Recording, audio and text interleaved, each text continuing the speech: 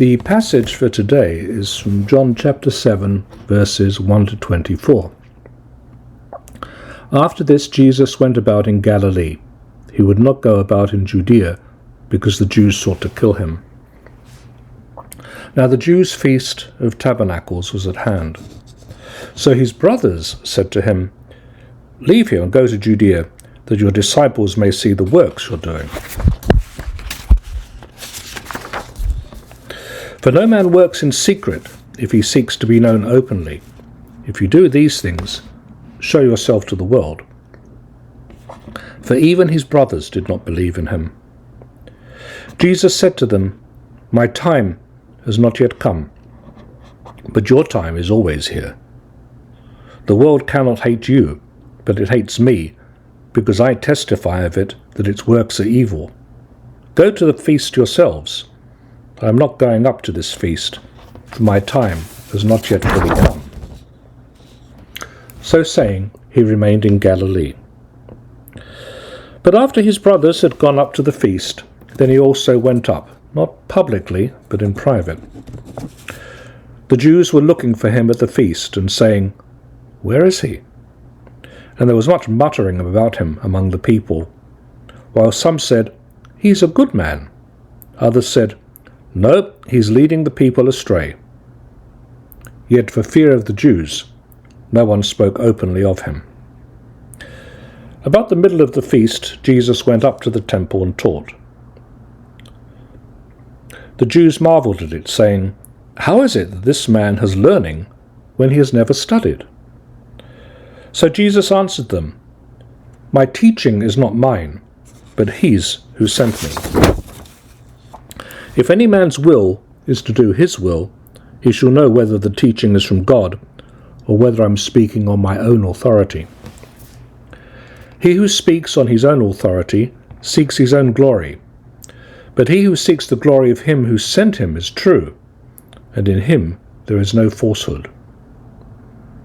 Did not Moses give you the law? Yet none of you keeps the law. Why do you seek to kill me?" The people answered, "You have a demon. Who's seeking to kill you?" Jesus answered them, "I did one deed, and you all marvel at it. Moses gave you circumcision, not that it is from Moses, but from the fathers. And you circumcise a man upon the Sabbath. If on the Sabbath a man receives circumcision, so that the law of Moses may not be broken, are you angry with me, because on the Sabbath I made a whole man's body well? Do not judge by appearances, but judge with right judgment." Well, this is an interesting passage. We start off with this reference that we get throughout the Gospels to the Jews. And we might well ask who the Jews are. They're the Jewish authorities, the Pharisees and Sadducees, I think. But it's possible that they are all people from Judea who are called the Jews. The Gospels were written after the followers of Jesus were kicked out of the synagogue. And when they were kicked out of the synagogue, they were exposed to the possibility of torture and crucifixion if they didn't sacrifice incense to an image of the emperor. And many of them, of course, would not do that at all because it was regarded as idolatrous. And so there is an animus, even among Jewish disciples of Jesus, against the Jews, the owners of the synagogue, the rulers of the synagogue and the temple, for doing this to the followers of Jesus. So when the Gospels are written, this has already happened, so Jewish writers often adopt a very negative attitude to the Jews. The Feast of the Tabernacles is also called the Feast of the Booths. It's the last of the 7 festivals of the Jewish year. It was originally an 8-day harvest festival celebrated in October, and its establishment is talked about in Leviticus 23:34-43, and in Deuteronomy 16:13-17. By the time of Jesus, it had become a very popular open-air festival, with the people living in tents or booths, which record the Exodus from Egypt and show the Jews as a pilgrim people. And of course, this holiday is still celebrated by Jews. It was and is a happy time, including each family building a sukkah or booth where they would eat and sleep and experience in a small way Yahweh's protection of his chosen people. So, for this festival, pilgrims flooded into Jerusalem. On each day of the Feast of Tabernacles, a golden vessel was filled with water from the pool at Siloam, and it was used for libations in the temple. The whole of this chapter and the following one is set during this festival. Jesus will go up to Jerusalem to give the people living water, in contradistinction to the water that they're offering from the pool. We remember that John, in the opening chapter of the Gospel, says that the word tabernacled among us. That's to say, Jesus' tent was his flesh. So this whole business of the Feast of the Tabernacles is very interesting, and it's woven very deeply into the fabric of the narrative we're reading. Then we get a very curious passage, which has been a site of controversy, about the brothers of Jesus. The brothers are named in the Gospel of Mark: James, Joseph, Judas, and Simon. And Jesus had sisters as well, but no sisters are named, which was entirely common in Jewish records of the day. Epiphanius, an early church father, argued that Jesus had no brothers, only step-brothers from an earlier marriage of Joseph. Theophylact similarly argues that Jesus had no brothers. They were the result of Joseph's marriage to his brother's deceased wife. Joseph's brother was Cleopas.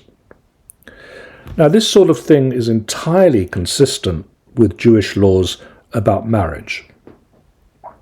But it's not noted as such in the Gospels, and it wouldn't have been noted in the Gospels because it was such common knowledge. The important thing here is less than whether Mary was a perpetual virgin, as is a Roman Catholic teaching, than that Jesus' relations don't believe him to be the Messiah. Now, why is it that Roman Catholics in particular think that Mary was a perpetual virgin? Why do people buy this argument from very early church fathers based upon Joseph being married to someone else before Mary? It's to do with the Greek word adelphos, meaning brother. But the word adelphos in Greek can also mean the same ancestor or countryman. It can mean cousin. It doesn't necessarily mean the offspring of the same mother and father together. It can be the offspring of the mother alone or of the father alone from another marriage. And so when we see the word adelphos in the scripture and talking about Jesus' brother or brothers, it doesn't necessarily mean that they came from Mary. These brothers of Jesus don't believe that he is the Messiah, and they seem to think that if he goes to the Feast of Tabernacles, it'll be a way of Jesus to showcase himself, as we'd say today. Jesus' brothers seem to think of him in worldly terms, as though he's seeking his own glory. Of course, his brothers had grown up with him. If they're sons of Mary, they would be younger than him. If they're Joseph's sons from an earlier marriage, they would be older than him. But of course, if you're growing up with someone, they are more likely than not going to see that you have anything special about you. Jesus says to them, "My time has not yet come." And the word for time here in the Greek is kairos. His hour, his passion, has not yet come. The kairos is the right time, the proper time, the divinely appointed time for something to happen. So the kairos is going to be at Jesus' betrayal and crucifixion. It's not now. Going up to the festival publicly would be possibly to precipitate some kind of conflict, since the city is bursting with pilgrims, and the Roman authorities will be very carefully looking after the city and trying to put down any rebellion that might occur because it's got such an overflow of population. So Jesus is underlining the difference between himself and his brothers. And he says to them, you go to the feast. I won't. Again, he stresses that his time, the decisive moment, the kairos, hasn't yet come. He's fearful that he'll be arrested and brought to trial and even crucified before he's finished preaching the kingdom of God. But his brothers will go up because it's largely out of custom, and as I say, the Feast of Booths is a happy time. People celebrate it, they enjoy it. And of course we'll remember, since we've been reading the Gospel of John now for quite a few weeks, that Jesus says something similar about his time not having yet come when he's at Cana for the wedding, and Mary says, do something. And he says, my time's not yet come. So Jesus remains in Galilee. But then, once his brothers have gone up to the feast, he privately goes up. Now, what does this mean? In those days, there were public caravans of pilgrims going up to Jerusalem. Long lines of people went together from Lower Galilee to Jerusalem for the festivals. Jesus, however, doesn't join one of these caravans because that would publicly identify him as going into Jerusalem. Why then does he go to the feast? He goes, I think, because the Jews are still spiritually in the wilderness, and he must guide them out of it to the true spiritual land, which is himself. As Origen says so beautifully, that Jesus is auto basileia, himself the kingdom that he proclaims. Of course, the Jews in Jerusalem all expect him to be there because it's a major feast. It's just simply too important an event for him not to appear, but he hasn't appeared publicly. So there's a great deal of discussion about him. Is he a good man? Is he a bad man? And this theme of muttering is one we've noticed before. The Jews muttering against Jesus. It happened with the 5,000 after Jesus had fed them and then said that he is the bread of life and that they must eat him. And this was a saying that was just too hard for them to follow. But people are just muttering quietly, whispering to one another. They're not openly saying anything because they're fearful of the Jews. This strange locution, the Jews, once again. The Pharisees and Sadducees are intent on keeping order, especially during the large festival. They don't want the Romans to intervene because that might well change the nature of the good relations between the Jewish establishment and the Roman military establishment. The Romans, of course, would be intent on maintaining order even more than the Pharisees and Sadducees.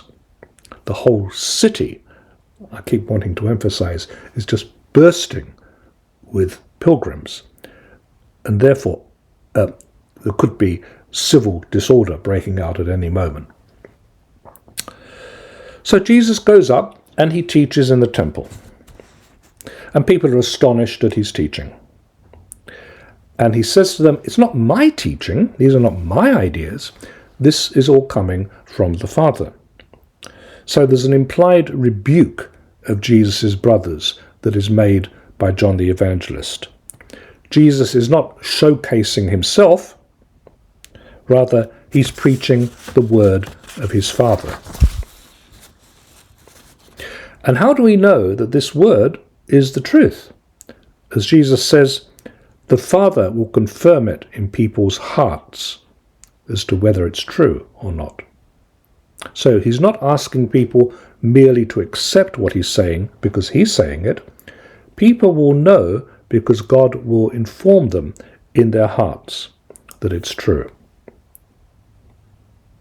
So Jesus isn't speaking on his own authority, he's speaking on the authority of his Father. He's not showcasing himself at the festival. He's doing this privately, teaching in the temple. And he takes it as an opportunity to bring the children of Israel out of the spiritual wilderness, out of their exodus, into the promised land of intimacy with the one he calls Father. When Jesus says, there are people trying to kill me, which would obviously be true, people said, you're crazy, you've got a demon. We don't say someone's got a demon today, we would say, you're imagining it, you're crazy. But insanity and having a devil were coordinate notions back in the 1st century. Of course, Jesus knows that the priestly elite wish to dispose of him. And the evangelist has already set up a drama of Jesus as the light and having to encounter the darkness that doesn't comprehend him. There's a perpetual battle in John's Gospel between the light and the darkness. The darkness will have Jesus killed, but Jesus will be raised from the dead. And remember that the Pharisees and Sadducees, the Jewish priestly elite, are not trying to get rid of Jesus for no good reason. They think that he will disturb the precarious balance that they've been able to negotiate between the Jewish temple elite and the Roman military governing of the Holy Land. One man might just ignite the tinderbox and blow the whole thing up, and then where would they be? Jesus remembers the one deed which has created animosity among the Pharisees and Sadducees, and this is the healing of the paralyzed man in the pool of Bethsaida on the Sabbath, which we talked about with regard to John verses 1 to 9. This took place the last time when Jesus was in Jerusalem. And what divides the people is that on the one hand, Jesus cured the paralytic man, he did a good deed, and on the other hand, he did it on the Sabbath when one is not supposed to do anything. And that offends the Sadducees and the Pharisees in particular. Jesus points out perfectly reasonably that Moses gave Torah, the law, and still people will circumcise a newborn child on the Sabbath. They'll do an actual work on the Sabbath. And he says, with considerable logic, if you're allowed to circumcise someone on the Sabbath, then surely it's allowable for me to cure a whole person on the Sabbath.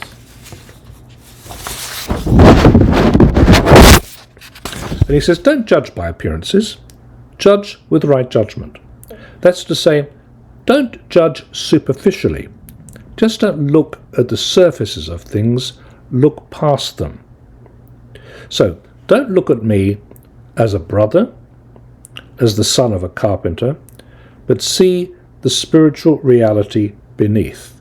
See the spiritual reality that God intended in giving you the law. Just don't look at the law for its own sake.